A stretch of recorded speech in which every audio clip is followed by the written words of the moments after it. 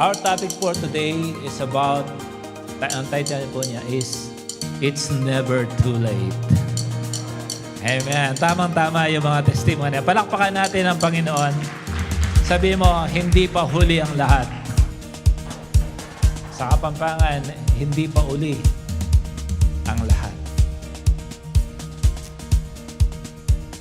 Napakabuti po ng Diyos. Ang sarap isipin na sa dami-dami ng nagawa nating kasalanan, sa dami-dami ng error natin sa buhay, sa dami ng pagkakamali natin, akalain mo na meron palang isang pagkakataon na may encounter natin ng Diyos at babaguhin niya ang lahat. You know, when I was in the encounter, sa lahat ng amin nag-encounter, ako yung tawag nila sa akin, simplest. Ako daw yung pinaka-simple, hindi yung parang, bubuhol na gano'n. No? Good and mas blessed kayo ngayon. Yung ako nag-encounter, nandun ako sa sulok. And yung face ko talaga, tinapat ko sa sulok. Sinabi ko lang kay Lord, Lord, change me and use me. Those simple words stir up my true Christianity. Then, nawala na akong taste sa masama.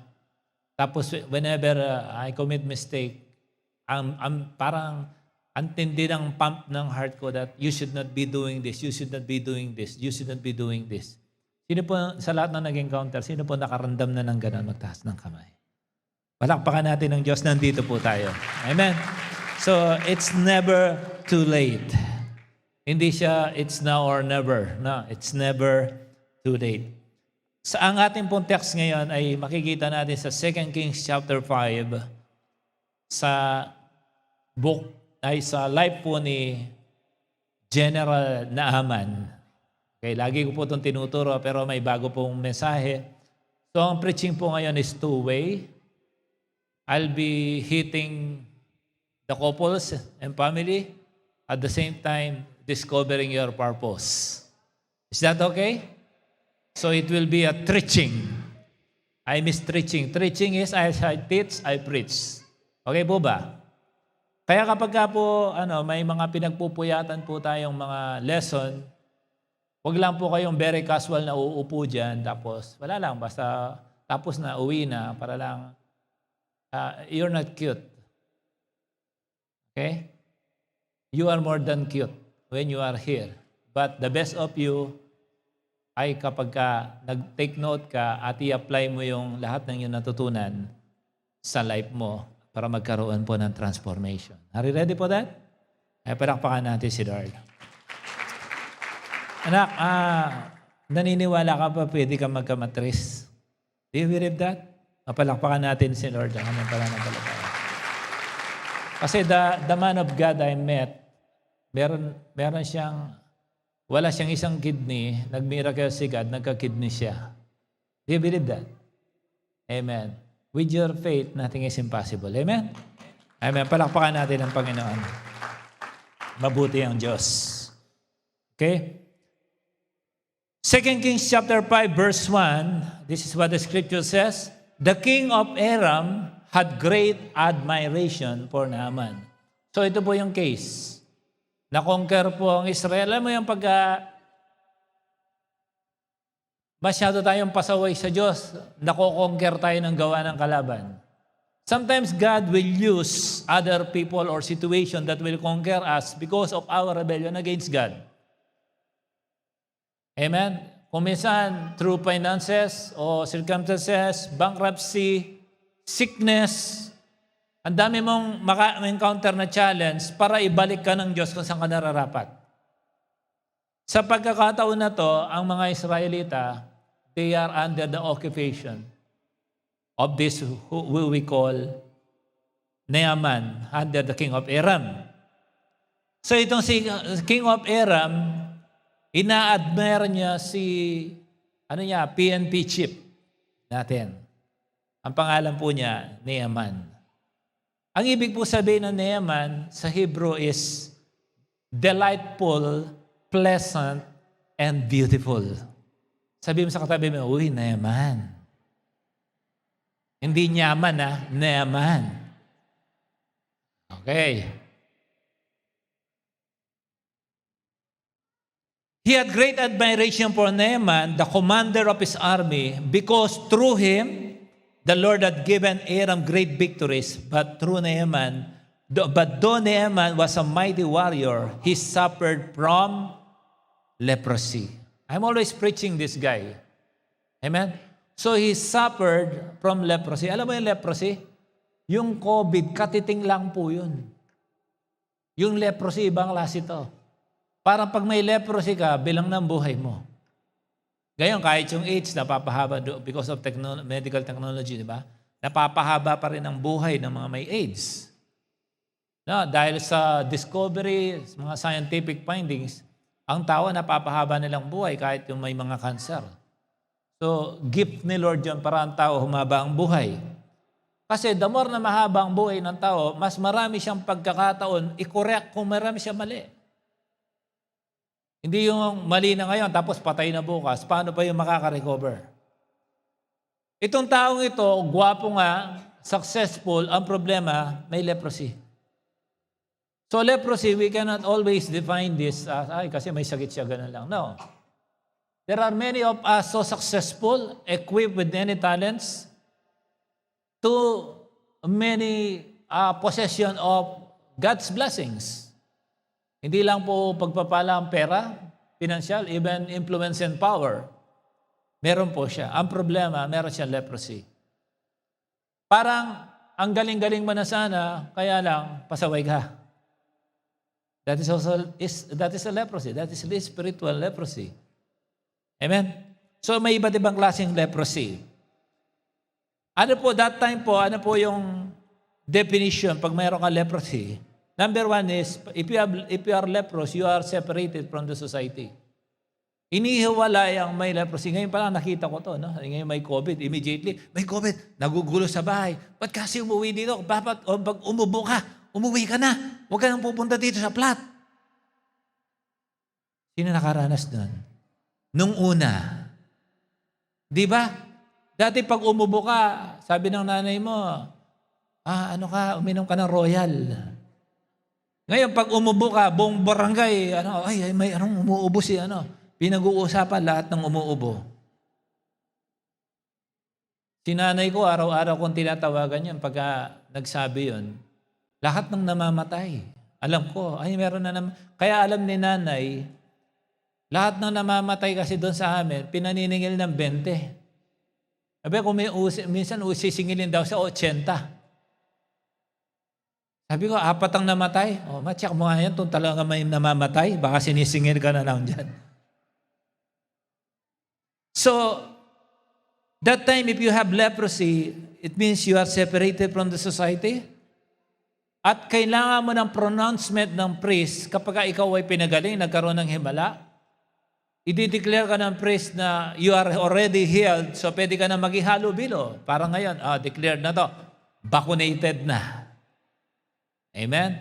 O ito, wala na tong COVID, pwede na siyang maghihalo-bilo. Okay. And this leprosy, this sickness begins from within. Hindi po, nakikita nyo, kagagwapo, kagaganda, pag maka-smile, wagas. Pero deep within, ang dami palang pinaglalabanan. Narinig nyo mga even testimony last Friday, right?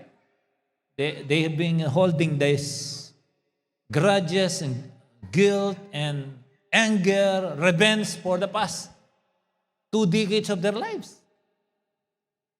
Paano magiging masaya yung mga taong ganon? So, kumisan, okay na sana, maganda na ang buhay mo, pero meron talagang dumating sa isang segment ng iyong buhay na tumatak na hindi basta-basta ma-eliminate kung hindi mo ma-encounter si Lord. So, pagka may leprous ka, manhid ka. Kaya kung minsan, people will try to correct you, no. Hindi, ako. Huwag mo, buhay ko to. Huwag mo akong pakialaman. Naka-encounter na kayo mga taong gano'n? Mga honor roll? Valedictorian, marunong, hindi pwedeng turuan. Leprous yun. Hindi na yan nasasaktan, hindi na yan nararamdaman kasi naka-set na sa kanila, basta ako, eto ako, huwag niyong pakialaman. Actually, yung mga leprous that time, considered na yung patay na. Parang kaya hiwalay na yan eh. Separated na yan sa society. And the worst of having a leprosy is destroyed na ang beauty of their lives. Di ba yan, taalala niyo yung sampung ketungin? 10 mga daliri na hulugang isa. Amen. Habang nilalakad, tapos nakita nila si Jesus, "Oh, Jesus, have mercy on us." So pinagaling sila. Nung gumaling sila, sige, pakita kayo sa priest. So yung isa bumalik. Pagbalik ng isa, sabi niya, "Lord, thank you ah. Grabe, 10 pinagaling ko, ikaw lang bumalik." Sige, you are now made whole. Yung iba, cleansed lang, but not made whole. Kaya we allow you to thank God here sa ginawa ni Lord sa buhay mo for you to be made whole. Kahit hindi dito, basta nagpasalamat ka, you will be made whole. Kasi iba yung cleansed ka, delivered ka, pero iba yung nagpapasalamat ka sa Diyos. Doon mo matatanggap yung wholeness. Kaya kung minsan, ba't naging counter na ako? Ba't ganito pang nararanasan ko? Tanong ko, after mong may encounter si God, nakareceive ka pa nga ng gift. Naranasan mo talaga siya. Ang tanong, pinasalamatan mo ba siya? Siyempre, ang pagpapasalamat ay hindi nagtatapos doon, nasa mic ka lang, nagpasalamat ka, tapos na. No, makikita po yan sa ating buhay. Di ba yan ang pinag-usapan natin last Friday? Many people accepted Jesus, pero hindi siya welcome. Pag in-accept mo si Jesus, pag nandyan na, sasabihin niya, dahil nandyan na si Jesus, sabi niya, anak, bawal yan. Magpapabawal ka pa. Anak, iwasan mo yan. Iwasan mo ba? So, yun po yung sinasabi kong welcome. Kaya, having leprosy, it will ultimately destroy your life. So, yun po yung case ni Naaman. Meron siyang leprosy. Sabi mo sa katabi mo, wala ka bang leprosy? Sabi mo, siyempre, wala. Verse 2. At this time, Aramean raiders invaded the land of Israel, and among their captives was a young girl who had been given to Naaman's wife as a maid. Is Naaman a good husband? Yes. Why? Yung asawa niya nasa bahay. At hindi niya hinayaan na meron lang siyang asawa dahil warrior naman siya at siya ay pinagpala. Kasi dati pag nanalo sa gera, pinagpala ka kasi lahat ng samsam doon pwede mong iuwi. So isa sa mga nasamsam nila ay isang batang Israelita na ginawang maid para sa kanyang asawa. You know, sino dito, ang nakikita mo ang misis mo, pagod na naguhugas na ng pinggan? Magwalis, magluto. Sir, you're speaking dollars? No, Tanjay, yung invited mo, English speaking? Kala ko ibang lahi, sorry. Muntik na, I was about to speak English. So you have only two choices, American English or UK English. I'm happy you're Tagalog. Thank God. Okay. If you love your wife, do something.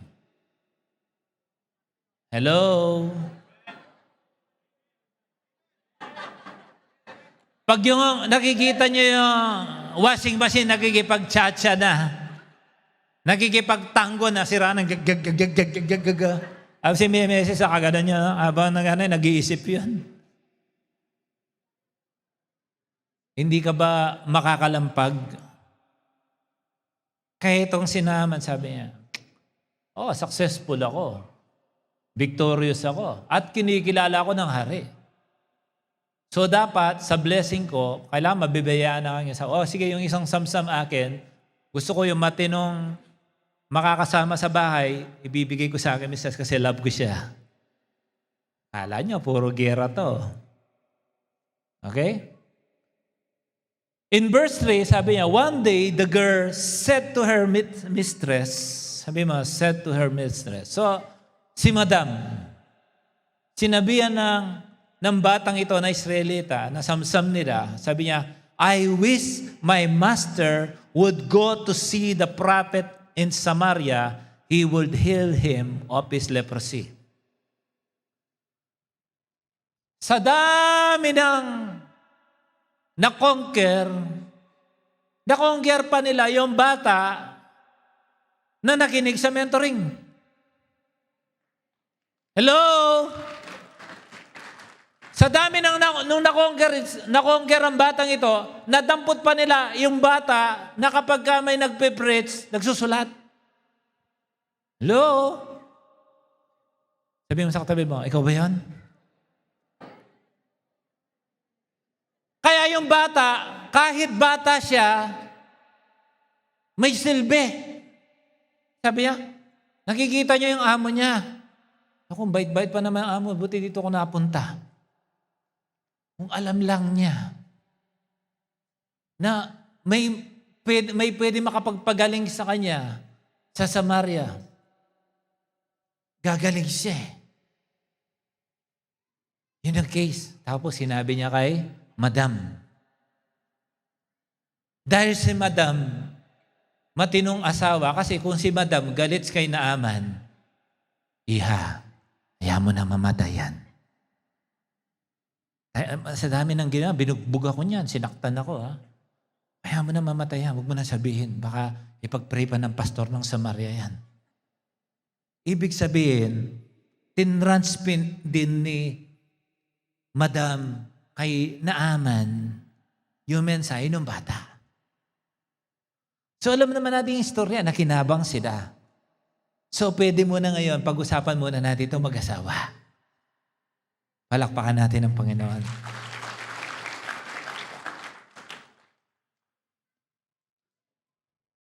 Bihira ang batinong misis na hindi nag-iisip ng maayos para sa kanyang asawa. I'll give you one devastating power inside the home that can be initiated by the wife. Patigilin mong mag-attend ang mister mo. Patigilin mong mag-ministry ang mister mo. Patigilan mo mag-pray ang mister mo. Guluhin mo pag nagde-devotion. Get ready for a nuclear bomb na tatama sa family mo. Dapat, mga misis, ang tagatulak kay mister sa ministry. Hindi sa bangin. Siya yung mabibirit. Hey! Gumising ka, di ka pa nag-devotion. Si pastora, pagiga akong ganun. Alam mo yung, ang rule kasi sa bahay, after maligo, mag-steam. Gabi-gabi, steam. Sabi ko, gusto mag-isip, pag nag-steam kami, may salt yun. Ewan ko kanino niya natutunan yun. Ba't nyo kasi minentoran si pastora? Rule sa bahay yun. Pagiga ko, tapos, pagka nakapag-steam na ako, mag-iingay yan. Hair blower. Malapit na ako matulog. Kung minsan pagiga akong ganun, ay, salamat. Sabi ni pastora, pinagpray mo ba yung mga anak mo? O, concession naman ako. Tatayo ako kahit sarap na sarap ng tulog ni Joshua, ilelay hands ko yan. Ang tagatulak, Mrs. Hello? Mga Mrs., huwag niyong turuan maging tamad ang mga mister niyo. Tulak niyo sila, hoy! Ikaw ang pastor ng bahay! Pag-pray mo yung mga anak mo! Hello? Bro John Paul, get ready for that. Tulak mo. Hindi ako ikaw ang pastor. Ako assistant. Pag wala ako, ikaw. Ay, ako na, pag wala ka. Okay ba yan? Kaya itong sa tansya ko lang si Mrs. Naaman, gusto niyang gumaling. So, tinransmit yung message mula doon sa na-mentor na Israeli girl.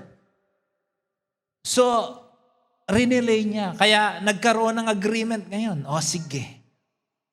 Kakausapin ko ang hari para kasi hindi lang niya mai-present ni Naaman ng sarili niya sa King of Israel. Kailangan may sulat muna yung hari. Pero babalikan natin yung pag-usapan mo natin mag-asawa. Proverbs 18:21-22, sabi ng Scripture, death and life are in the power of the tongue. NLT. And those who love it will eat its fruit. Meron akong slide. Amen. Nalisto kayo sa slide. Ano? Death and life. Can you read it me? 1, 2, 3. Death and life are in the power of the tongue. And those who love it will eat its fruit. So death and life. God is the giver of life. So death and life, ang connection muna natin. Dapat may connection tayo kay God. Kung titignan nyo, ang sunod na verse niyan, pinag-usapan mag-asawa. Ang sabi niya sa verse 22, he who finds what? Pastor JM, he who finds a good thing and obtains favor from the Lord. Why suddenly pinag-uusapan life and death, mamaya mag-asawa? Amen. Siyempre, hindi naman siya wife kung walang husband. Okay. So, pag-usapan muna natin verse 21, the power of the tongue na bunga ng ating pananalita. Alam mo, when God created the heaven and the earth, hindi siya gumanon lang, nagkaroon na ng creation. Nagsalita siya. Kahit manggulo ka sa bahay, tapos pagbabalibag mo yung lahat ng gusto mo. Sabi ni Mrs., ano nangyari sa'yo? Ano nangyari sa'yo? Wala pa sa kanya yun. Tapos, sis ba, ang gulo ka. Pagbabasagin mo mga bahay, wala kang sinasabi. Pag nagsalita ka, doon pa lang siya masasaktan. Sabi niya, ayoko na sa'yo! Hindi siya nasasaktan kasi nagbasag ka. Nalilito, ano nangyari dito? Sabi niya, pagpapalit na kita! Tubig.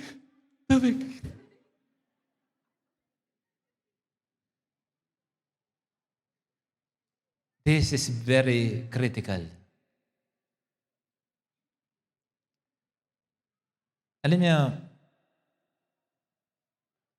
I give you my personal testimony few days back. Pastor Maylin, allow me. Ito. Okay?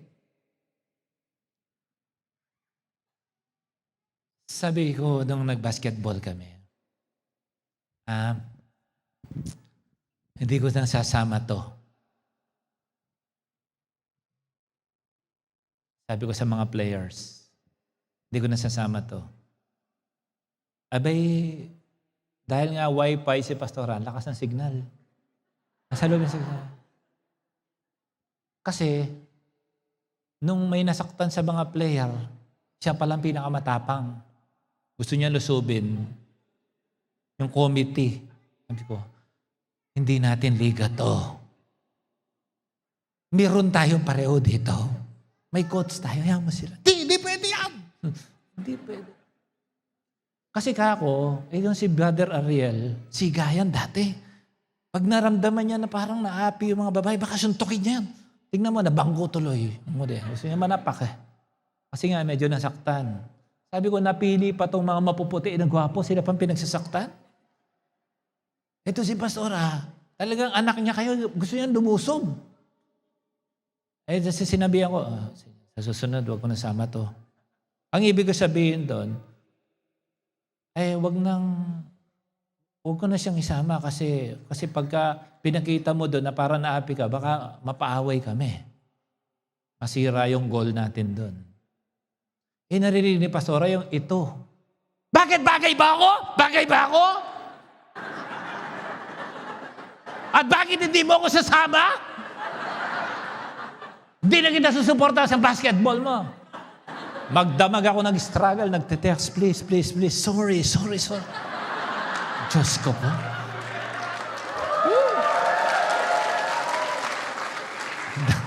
Magdamag. Sabi ko, in the name of Jesus, Son of the Living God, ikaw na espiritu ng Jezebel ng mga success namin, lumayas ka sa family ito.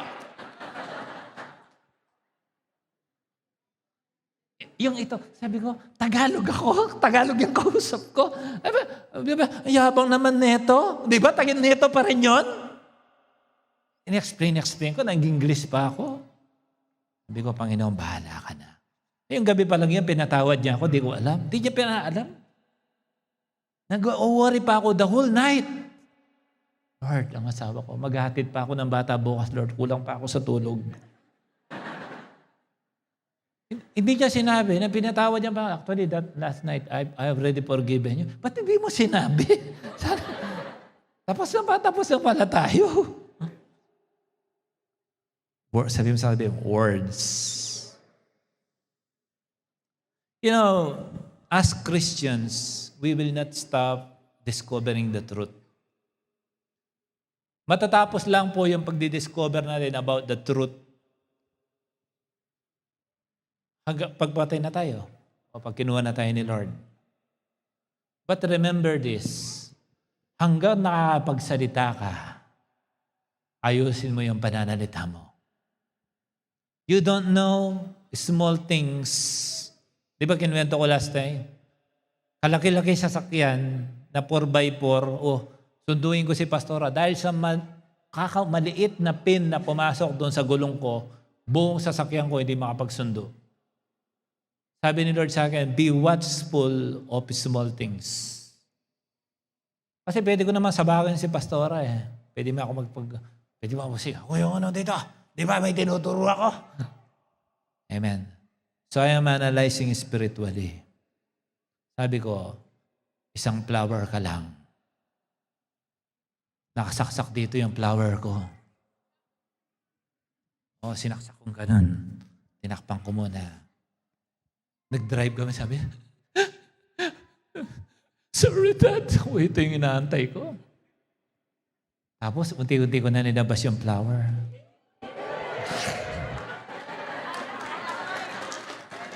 Ganun ba kaya?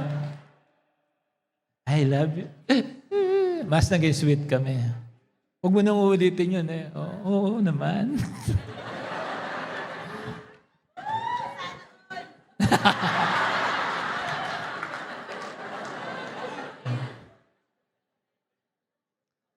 You know,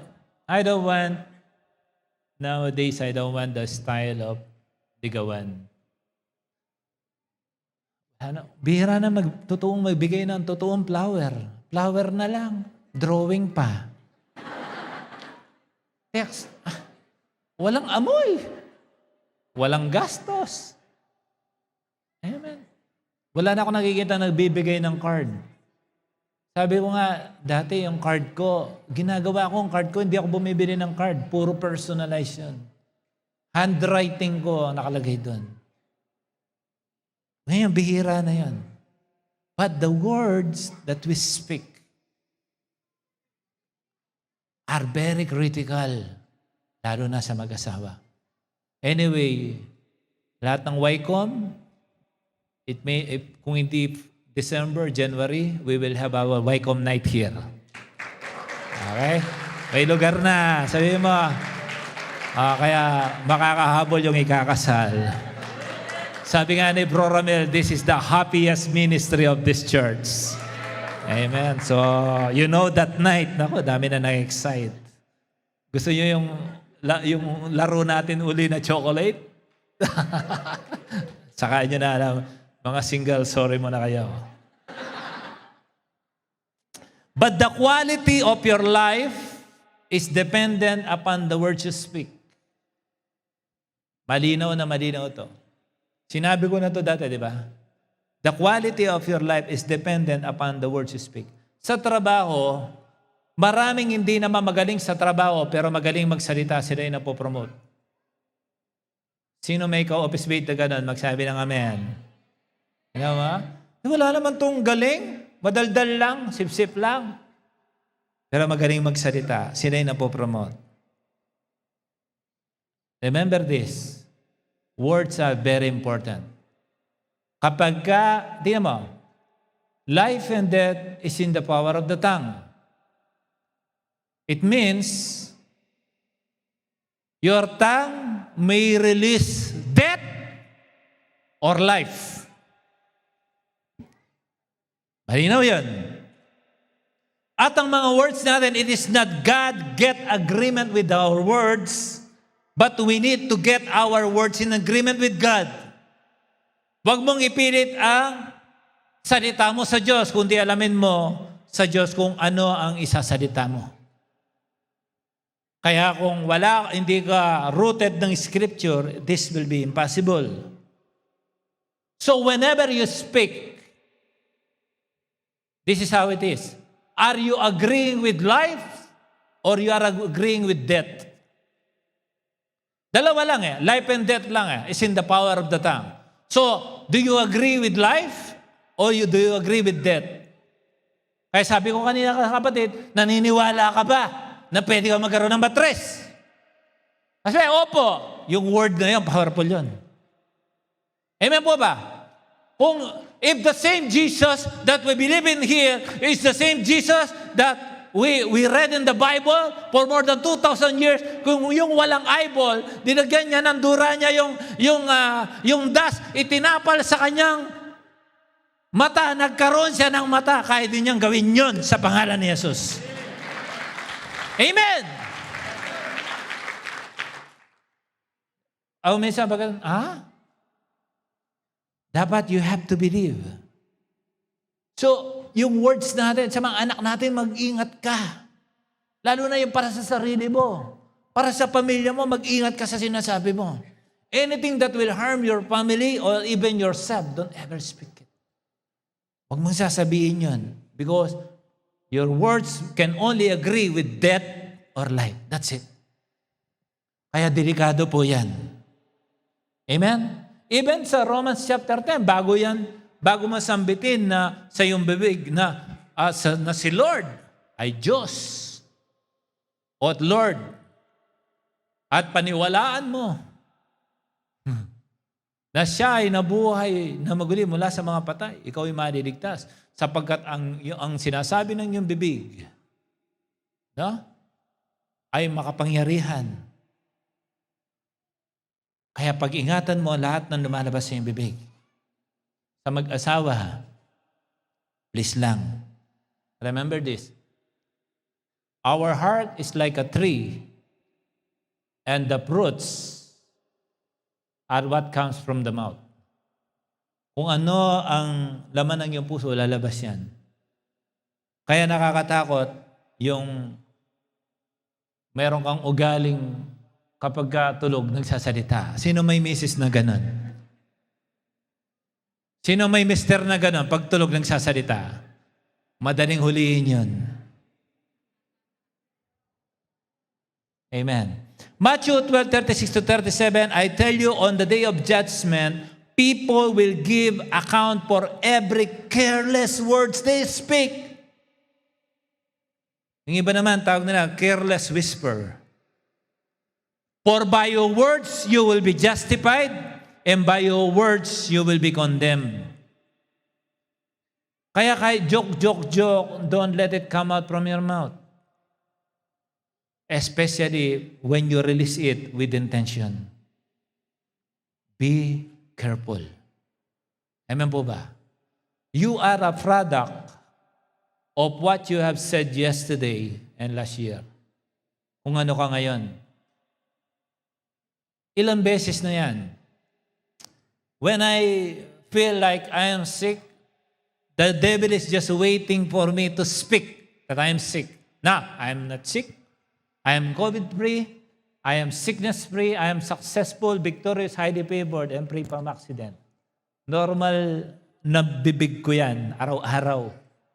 Bago umalis, bago halubilo, kung saan man ako pumunta, lagi ko yung binibigkas. Bakit? Naiintindihan ko yun. I am conscious that the Holy Spirit is in this body and whatever I speak in my mouth has power. Alam ko yun.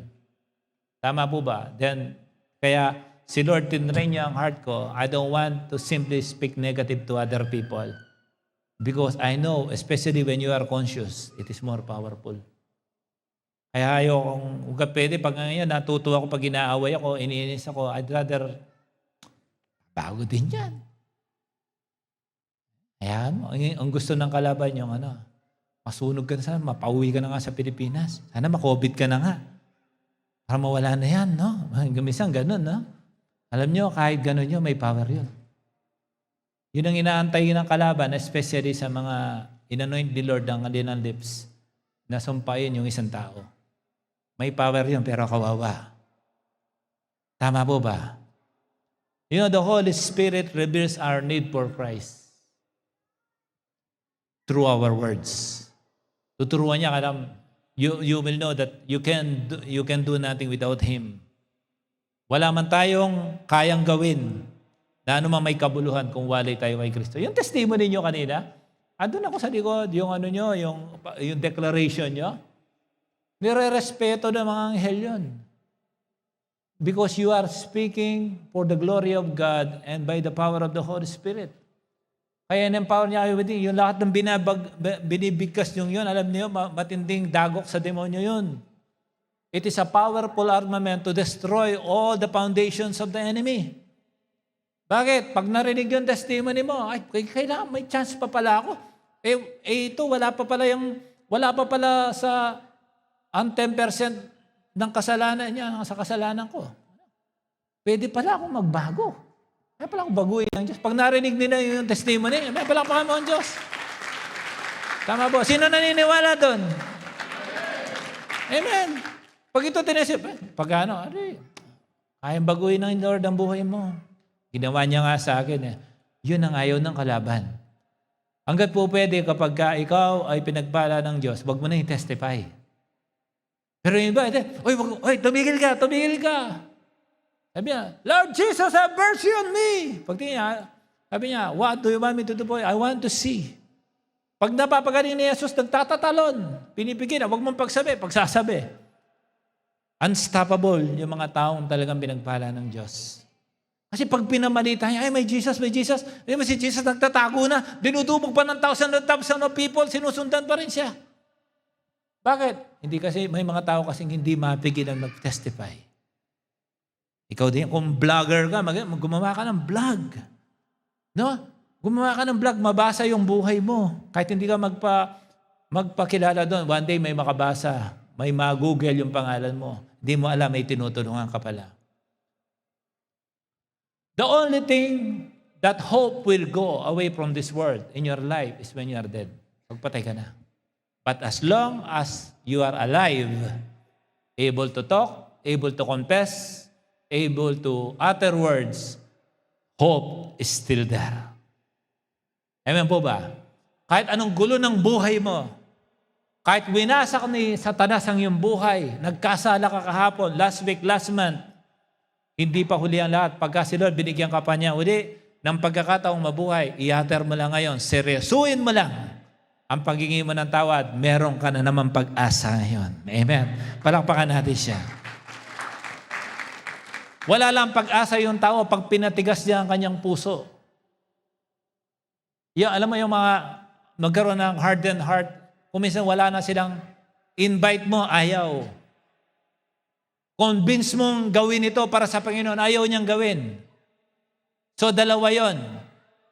No? Dalawang posibleng mangyari doon.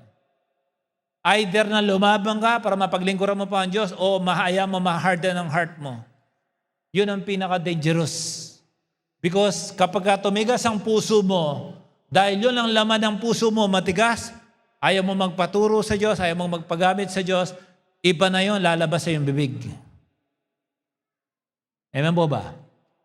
Iba na yun, lalabas na iyong bibig. Kaya, ang tao, pakikinggan ko siya base sa kanyang sinasabi. Hindi ko babasahin niya. I'm not into analyzing according to your mood, pero pag nagsalita ka, I know. Sabi ko, yan ang laman ng puso niya. So mag-uumapa, pag matigas ang puso mo, ano lalabas mo? Puro matigas. Amen. Puro na kapigatian. Ang lalabas yan, kalungkutan, anger, revenge. Yun na yung nagsisilabas sa iyong bibig mula sa iyong puso. Bakit? Yung kasi ang laman eh. Yun ang totoo. Kaya kung minsan, hindi mo yung maitago, suddenly, bigla na lang yung lalabas. Dahil yun ang totoo, yung nasa loob. But there is a good news. As long as you are still breathing, you can still seek God. There is still hope. Harapakan mo siya. You know, tingnan mo, ang mga matitigas ang puso, they don't want to go to church. Alam mo, kung kami mga pastor ma-pride, ganito yun eh. Okay, wag ka mag-church, ano magagawa ko? Bakit? Yung pagsisilbi mo ba sa akin? Para sa yun. I am not a scorer to bring people in the church. We stand here because we love Jesus and we love people. Pero pag ang tao pumunta sa church, naglinggo siya, points mo yan, that's not mine. I know myself, I'm already blessed. I house the Holy Spirit. No? I house the Holy Spirit in this temple, this body. I know anong blessing na meron ako. So we impart this.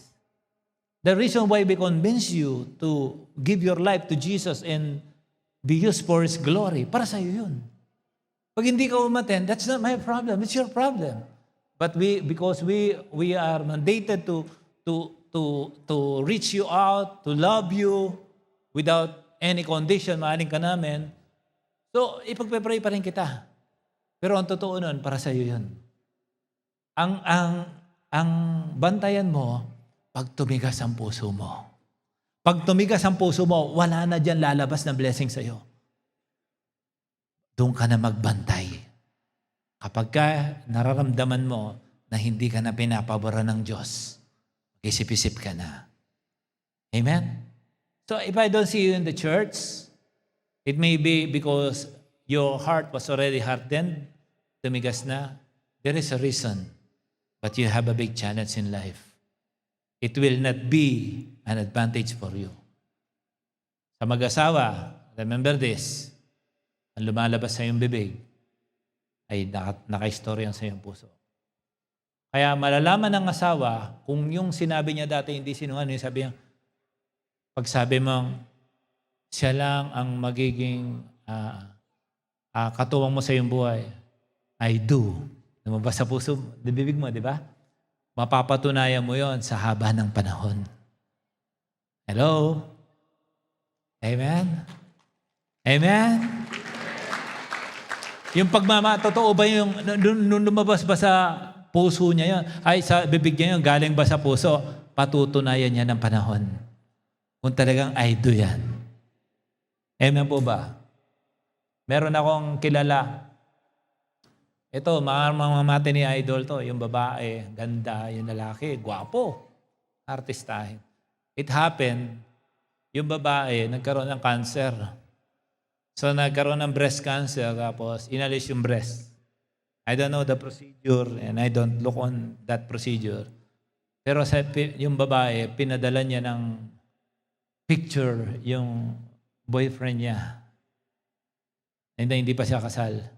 Sabi niya, Be ba ang tawagan nila? Ito yung time na patay ka pa sa akin. Pinadala yung picture. Nasubok yung pagmamahal. Gumaling sa cancer yung babae, tapos nagpakasal sila. Amen po ba? Kaya yung I do, seryosuhin natin yan. Amen po ba? Sa mga naliligtas, ang gusto ni Satanas ay magsinungaling. Alam mo, pag tanungin mo yun, Diablo, naniniwala ka ba sa dalawang bagay na to? The devil both says the believers are not saved. Di ba, ligtas ka, sabihin ng Diablo, hindi ka ligtas, hindi ka ligtas, hindi ka ligtas, hindi ka ligtas. Nagsasalita din siya. Tama ba?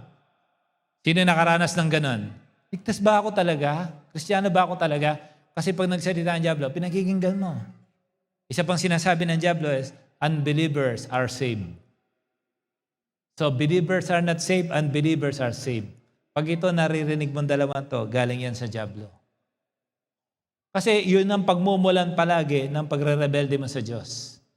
Dahil ang Diablo, nangungusap din. Sometimes may gagamitin na tao yan. Pag pinakinggan mo, niregister mo, sinapuso mo, mamaya, kalaban mo na yon. And the good thing or bad thing in life is this.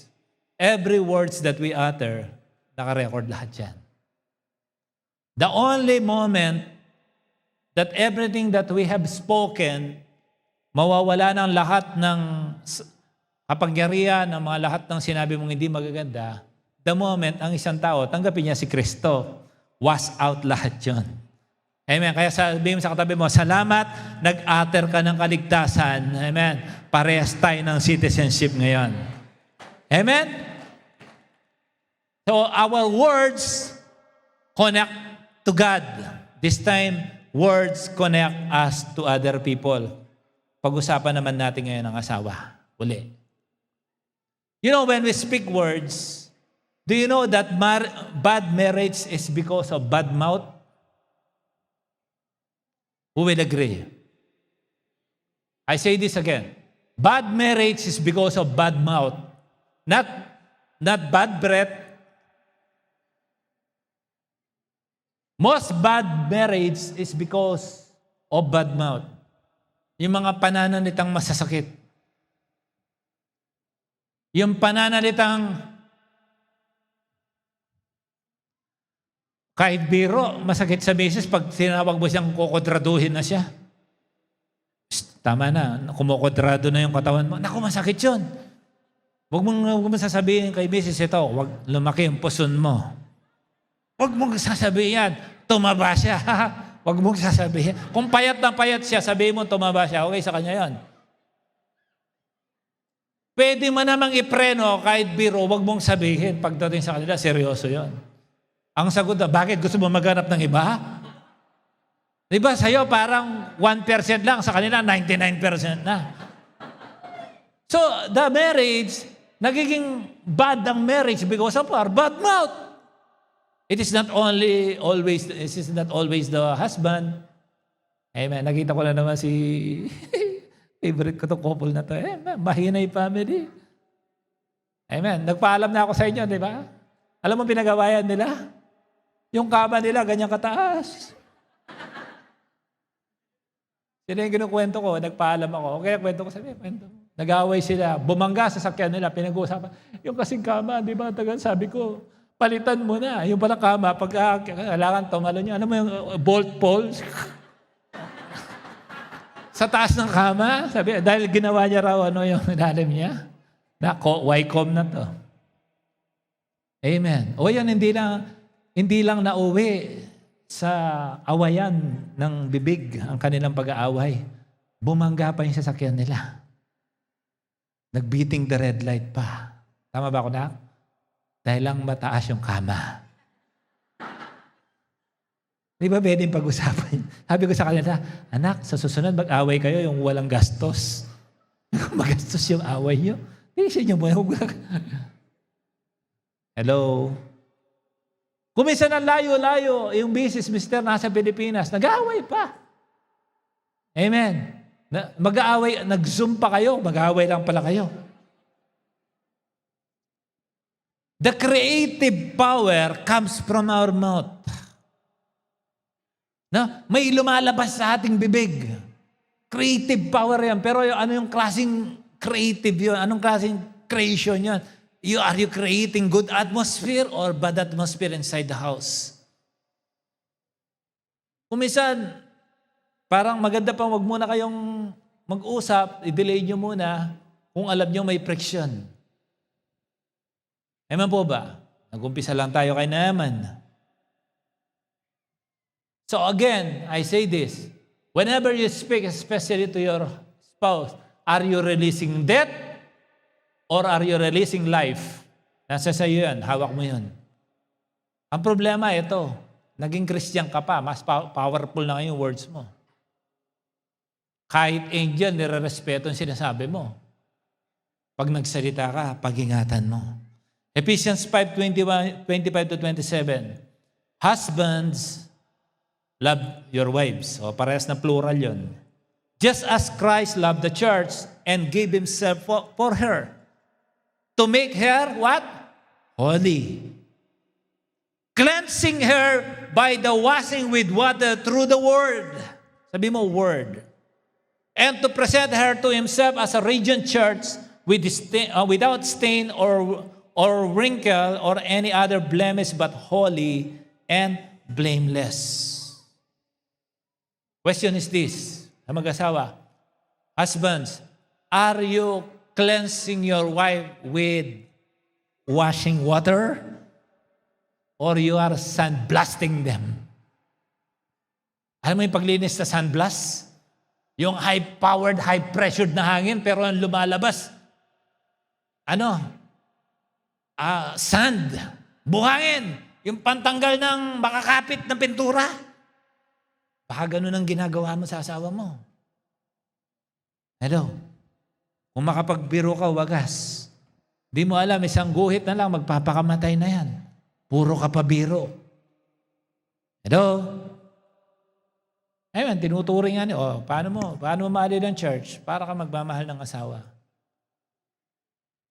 Sabi ng iba, sana nandito asawa ko. Listen to me. Stop speaking death to your spouse. Hello?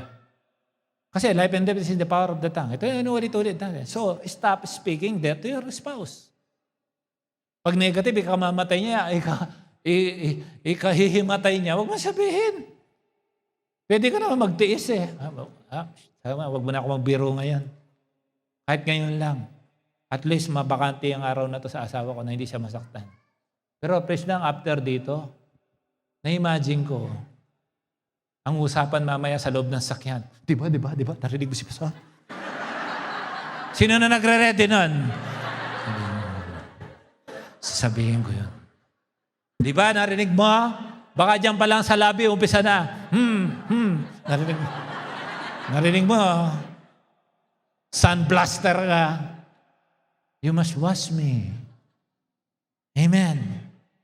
Palakpakan naman natin si Lord. Can we put this way? Kung isa lang ang ginawang mabuti ng asawa mo, compliment him or her for that. Halimbawa, sa ginagawa niya sa buong maghapon, 100 ang ginawa niya. 99, mali, palpak. Merong isa maganda. Pwede ba yun i-magnify mo? Pwede ba ulit-ulitin mo? Sample, yung lang pinakamagandang ginawa mo, yung nagising ka ng maaga. Pamalita mo, grabe ang mister ko, nga ganyan nagigising. Bakit? Basta maaga nagigising. Tamad siya? Hindi! Maaga nagigising ang mister ko. Pwede ba yun ang ulit-ulitin mo? Hello? Kasi aside doon, pag magsalita ka pa ng iba, baka death na. Alam mo ba kung minsan si kumpare, nag-aantay ka lang na masamang magsalita si Mrs. ko. Parang, yan? Parang papel yan. Sobrang dry. Yung iba, sabi ni Satanas, bubongbongan, Si Mrs. niya, sabi niya, dry daw. Sabi mo, ikaw, wet. Ganyan. Bakit naman nangyari? Dapat hindi ganyan ang mister mo. Usap yan. Do you know that spirit attracts spirit? Hello? Lust attracts lust. Rebellion attracts rebellion. Homosexuality attracts homosexuality. Lesbianity attracts lesbianity. Nag-aatrakan po yan. Kung minsan nakala mo gwapo ka, hindi. May demonyo ka lang.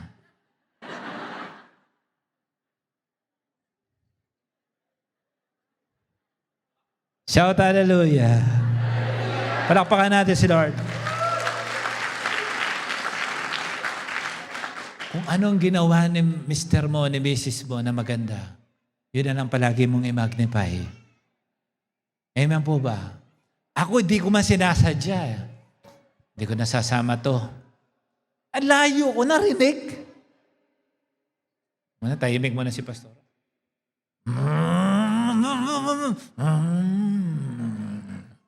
Makain ka, wala pa. Nararamdaman ko na sa bahay, parang hindi niya ako kinakausap. Parang something in between. Ano ang problema nito? Sabi ko. Pero nang binigyan ko ng rose, 20 dirhams yan. Pag ano isa sa akin, umura naman. Yun ang urgent eh. At least to express my love, economical pa rin. The more savings, the better. No? Sabi ko, 20 yan. Ganun siya. Imbes na magalit, naging masaya pa. At least binigyan ko siya ng rose. Ako, 20. Binigyan ko ng rose. Ikaw, kailan mo binigyan rose sa asawa mo?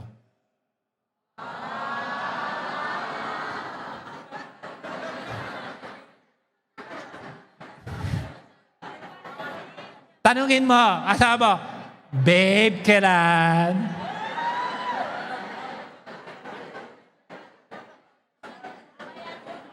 Dami-dami dyan. Madaanan mo lang yung mga halaman dyan, no? Kumuha ng isa. I really love you. Words are powerful. Meron pa nga nagsabi dati, actions are powerful than words. Ang problema, yun, parehas wala. Wala ng action, wala pang word.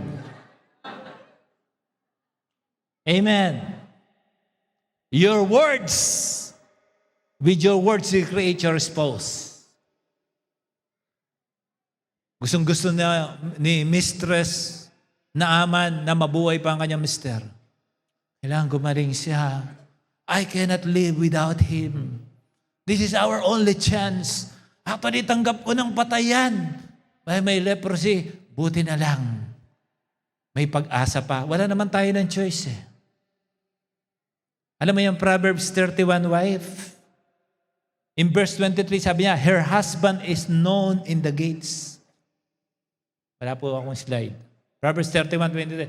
Ibig sabihin, balitang-balita si mister sa kalye, sa purok, sa barangay, sa Dubai, sa UAE, sa internet, sa FB, na masarap siyang buhay niya kasi may asawa siyang matino.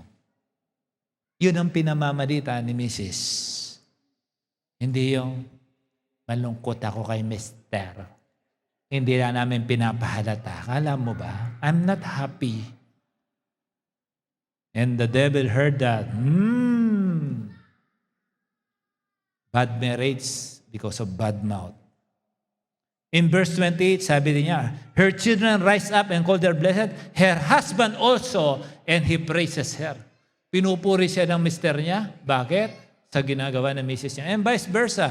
Ang problema naman ganito, kung minsan matino naman si misis, pinabalik pa ni mister ang pananalita ng hindi maganda laban sa kanyang asawa. Words. Amen. So it is extremely important for us to speak life for our family. Narinig ko yung kanina, yung testimony ni brother. Sabi ko, manda ka. God is going to use you.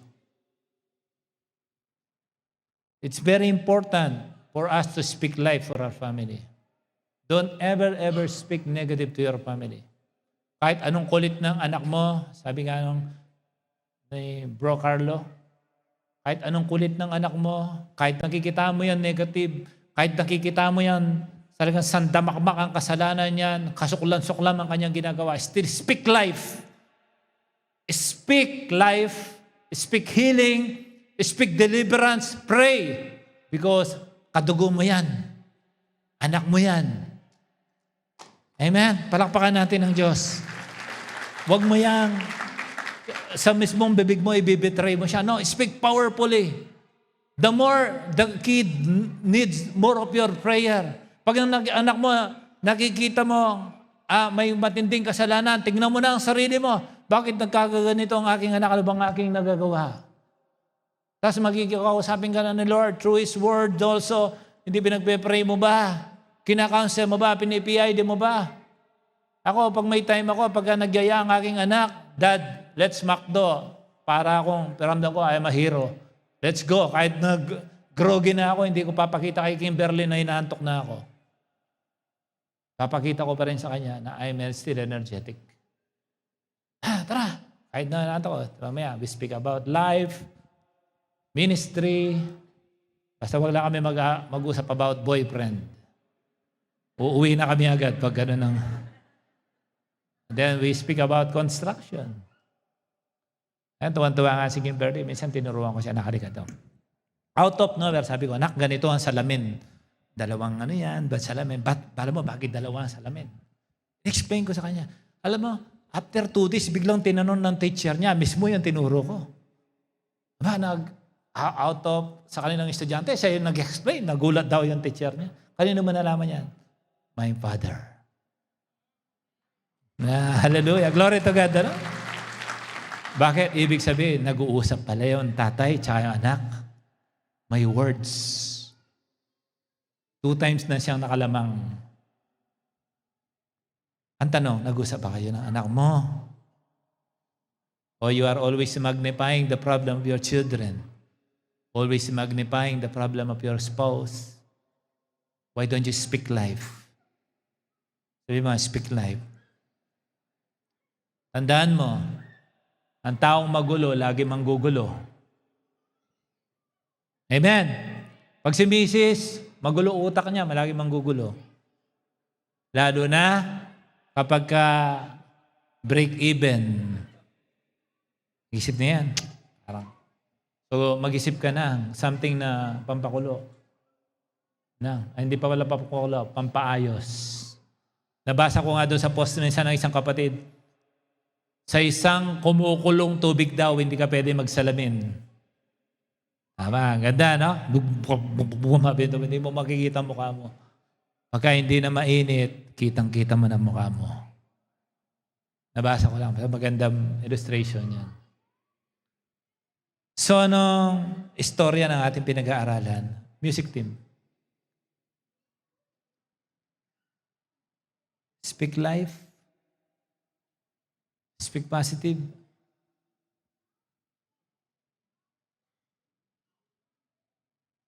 Speak encouraging words.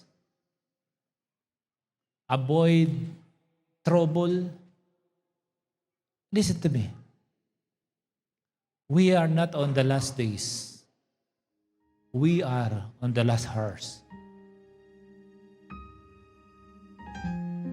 The only thing that remains before rapture take place is the spread of the Word of God.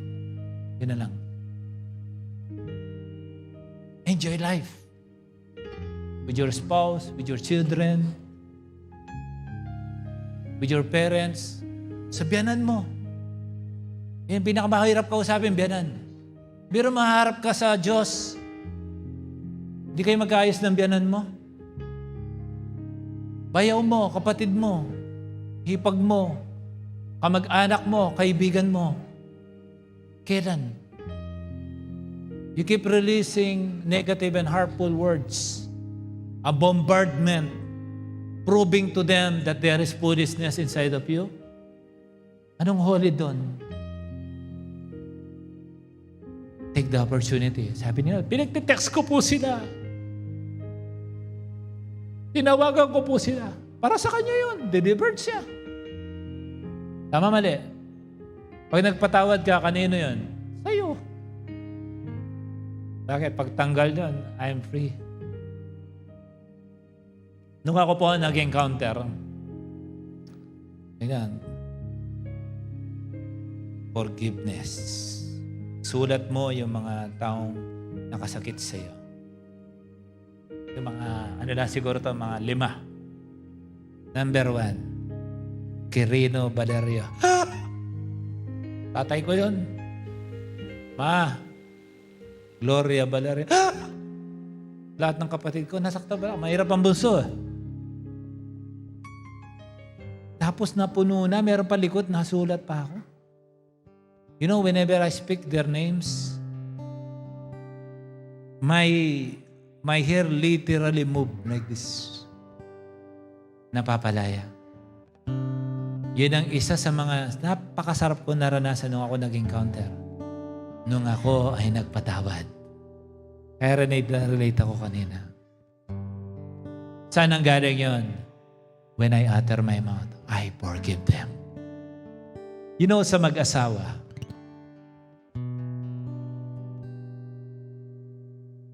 listen to me. There are 7 powerful words that every couple can utter. Ano siya? Alam niyo ano siya? I was wrong. Will you forgive me? Okay ba yan? Hello? O mag-boyfriend, mag-girlfriend pa lang. 7 words lang yan, pero matindi yan.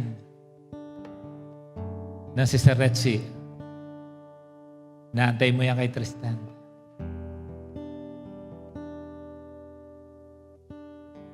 7 words. But it will transform your life. It will give a wonderful and peaceful atmosphere inside the house. Alam mo, ang sarap magsabi ng I was wrong. Sabi ko kay Pastora, forgive me. I'm sorry. I don't mean that. Na ito, hindi kita tinuturing isang bagay. After all. Pagdating sa akin si Pastora, pabebe, demonyo, matapang yan. Kahit yung general na demonyo, si mismo si Satanas nga, binabangga niyan. Pero pagdating sa akin, pabebe yan. You said that. Hello? Hello? Can you say that? Can you practice this? 1, 2, 3. I was wrong. Will you? Can you say that? Sabi ni Tristan. What if, because of those 7 words, the Lord will unlock the blessings in your family? Will you not utter it? You will. Amen? It's just a matter, you fight the pride inside of you. Amen po ba? Mahal mo ba asawa mo? Come on. 1, 2, 3. Mahal mo ba asawa mo? Ano pang inaantay mo? Sabihin mo, I was wrong. Lalo na tayo mga mister, siga tayo sa bahay, di ba?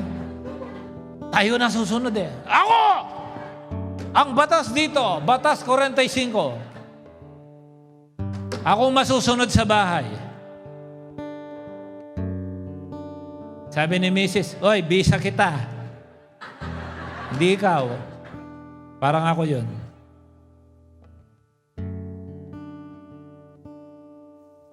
Can you say that? Palakpakan mo sila. Can you all stand, please? Sabi ko kanina, 2-way. So about family, yeah, tuloy mo yung sounds na. About dun sa family, tapos about your purpose. Itong sinaaman, nasa pwesto, yung Israeli girl, may posisyon din. Pero hindi yun ang tinitignan ni Lord ang posisyon mo. Ang tinitignan ni Lord, yung purpose mo.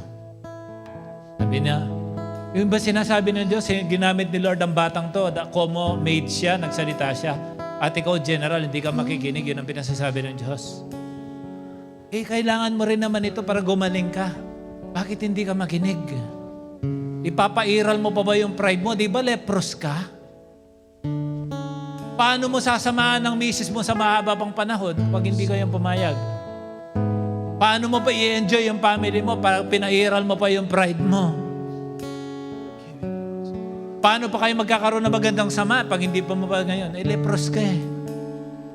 Ayan, ito demanding. And dami-daming ilog dito, ba't dyan pa sa maruming Jordan River na yan? Yan dyan ka pinalulublob eh. Kasi ikaw sobrang dumi mo, kaya sobrang dumi din na ilog din ang katapat mo. Sabi niya, sige na nga, nung pumayag, kutis porcelana, kutis bata. Bakit? Kasi nag-give up, tinabi yung pride.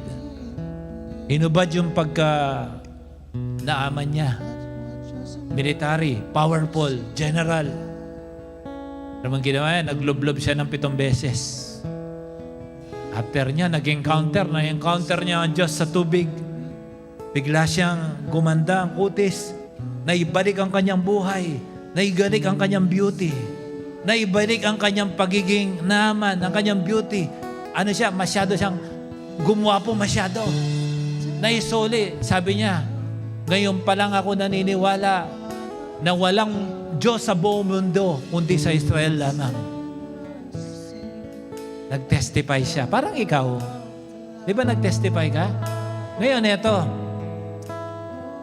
Kung may problema na kayo mag-asawa, kakaririn nyo pa ba yan o i-delay nyo for the sake of your children? I-delay nyo pa ba yung blessing nyo sa tahanan ninyo? O mag-usap na kayo mag-asawa, sa loob ng sasakyan. Can you say those 7 words? They can break all the armaments of the demons against you, against your family. I was wrong. Will you marry me? I was wrong. Will you forgive me? Can we do that? Last days ka na ang last days eh. Ang heart mo hindi naman pang last days. Can we do that? Ay, hey. Alam ko, gabi na. Can we do that? Umpisa natin sa family natin. Amen? Amen po ba? So marami akong makitang couple na magde-date ngayon. Mag-boyfriend, mag-girlfriend na magde-date. Na safe.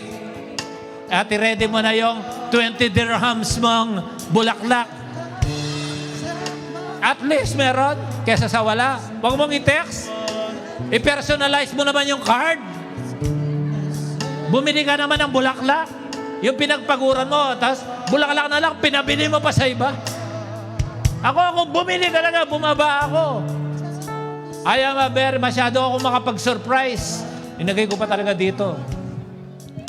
Tinakpan ko yan para sabi ni Basura, I'm sorry. Ninabas ko na yung weapon ko.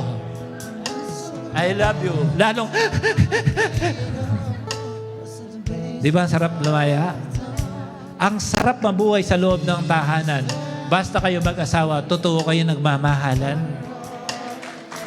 Amen po ba? Amen po ba? Palakpakan natin ang Diyos. So, ito ang final lesson.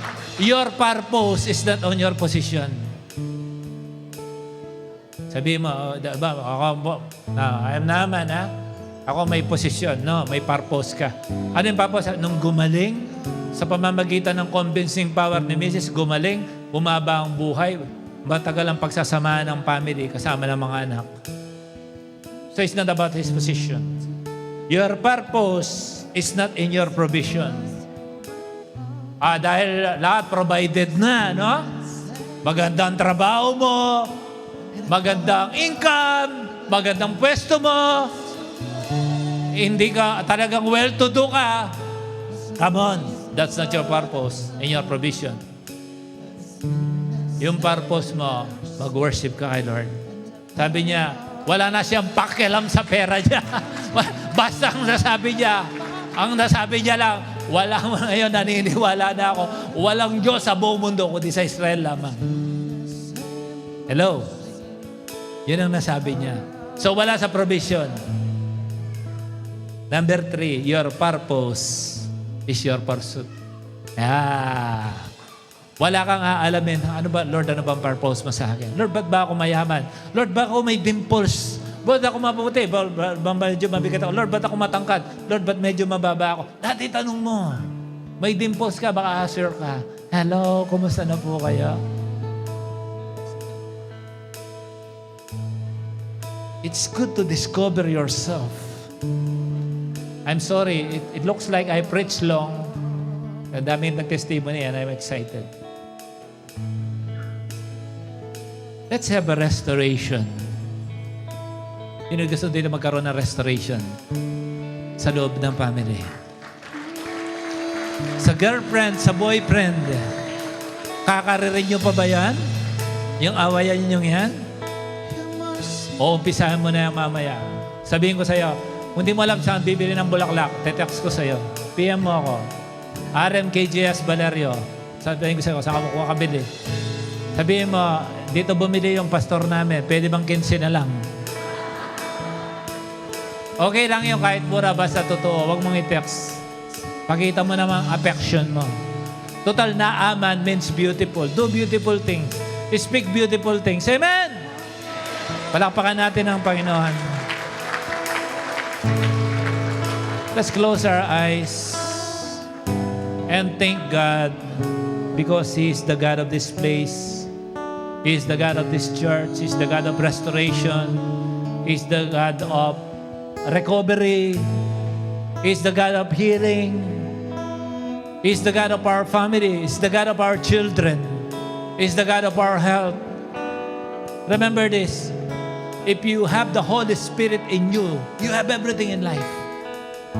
It's about you utter, release from within. A power will come out from your mouth. If you are conscious about the power of the Holy Spirit in you, you will speak with power, with authority, with essence, with love, with life. If there is Holy Spirit that gives life, you will speak life. If you have strife with anyone, total, alam mo, malapit na dumating si Lord, magpag-ayos ka na.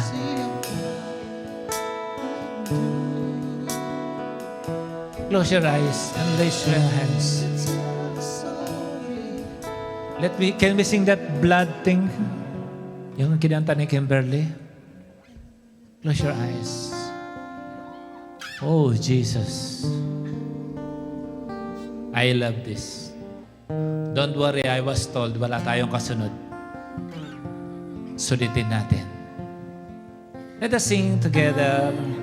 Was rich, I remember who I was. I was lost, I was blind, I was running out of time. Sin separated, the breach was far too wide. But from the far side of the chasm, you held me in your side.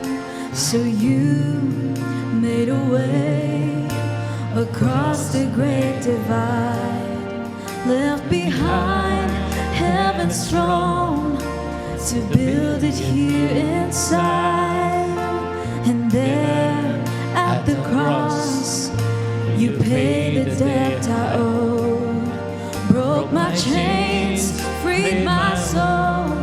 For the first time I had hope. Thank you, Jesus, for the blood applied. Thank you, Jesus, it has washed me white. Yes, Lord. Thank you, Jesus, you have saved my life, brought me from the darkness into glorious light. Before we continue this song, I'm giving you 1 to 2 minutes. Pray for your children. Speak their names. Children mo, kahit na nakalimang asawa ka, basta naging anak mo, panalangin mo sila ngayon. I have a very big conviction nung nag-testimony si Brother Carlo. We must pray for our children. Come on. I'll give you more time. Pray for your children. If you utter negative in their attitude, sinisisi mo sila, bawiin mo ngayon. Sabihin mo kay Lord, Lord, I invalidate everything I've spoken against my children. Come on. Huwag mong isumpa ang anak mo. Kadugo mo yan. Is your flesh and blood.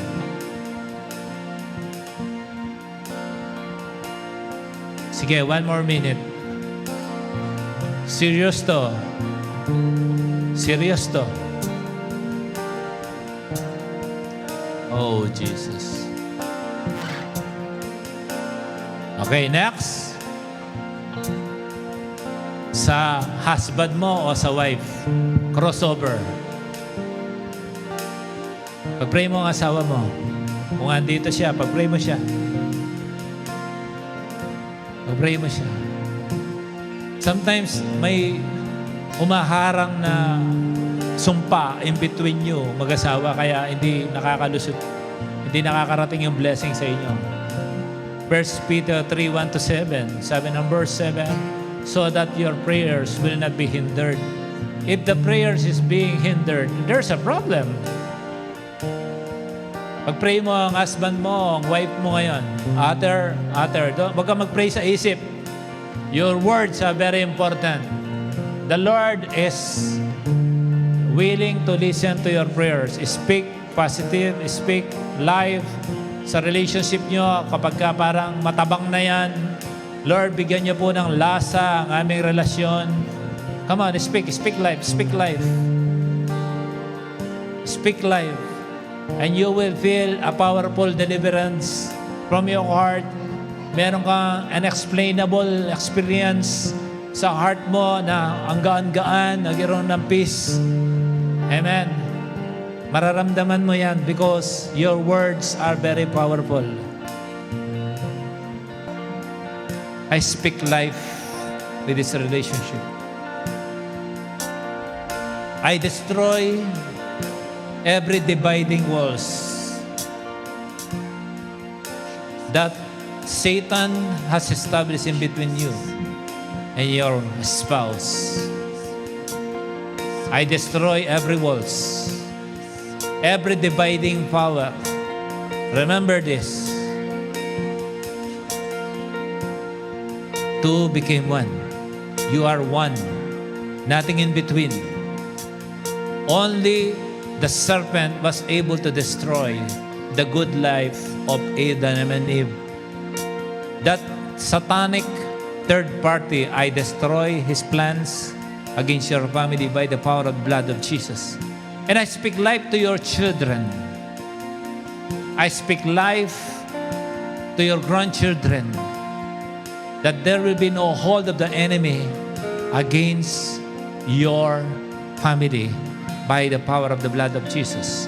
And everyone on the online, on the Zoom, I speak life in your family, in your health, in your finances, in your business, in your life, in your children, in Jesus' mighty name, Son of the living God.